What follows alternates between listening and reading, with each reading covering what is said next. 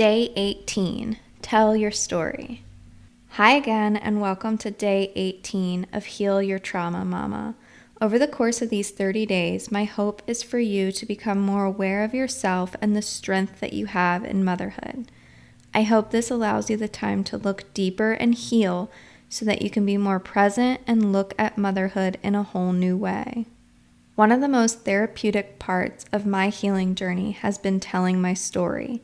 Having the ability to write out in words what you have experienced allows us the opportunity to actually reflect and look at what has happened as we remembered it.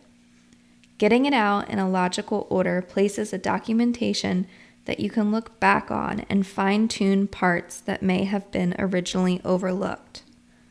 Once you create a story that outlines the birth of your child or the early moments of motherhood that may have been traumatic, it can be helpful to share it with someone else and let them know how you felt, what thoughts were occurring, and how you are doing now after the fact.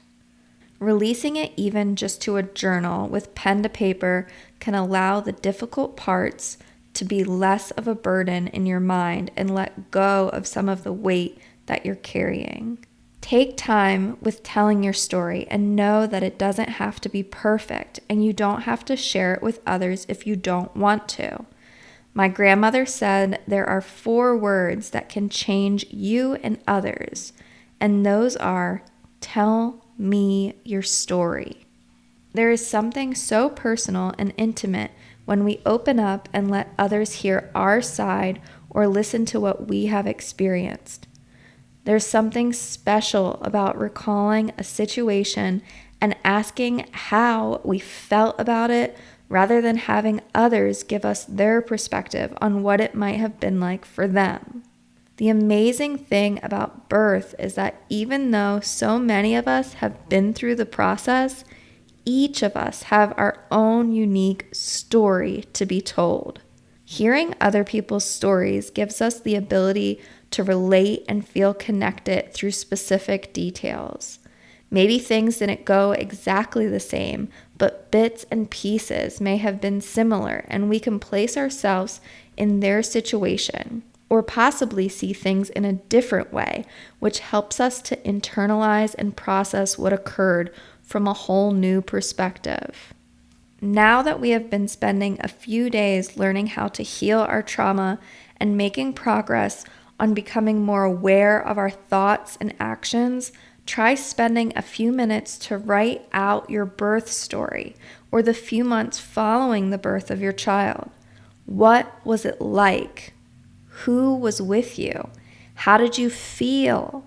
Try to get as detailed as possible and express as many feelings as you can recall.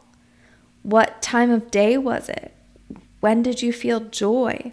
What moments do you try not to remember? Why do you feel like it was traumatic? What parts felt out of control? Would you change anything if you could go back? Write as little or as much as you feel needed. From here, you have a few options.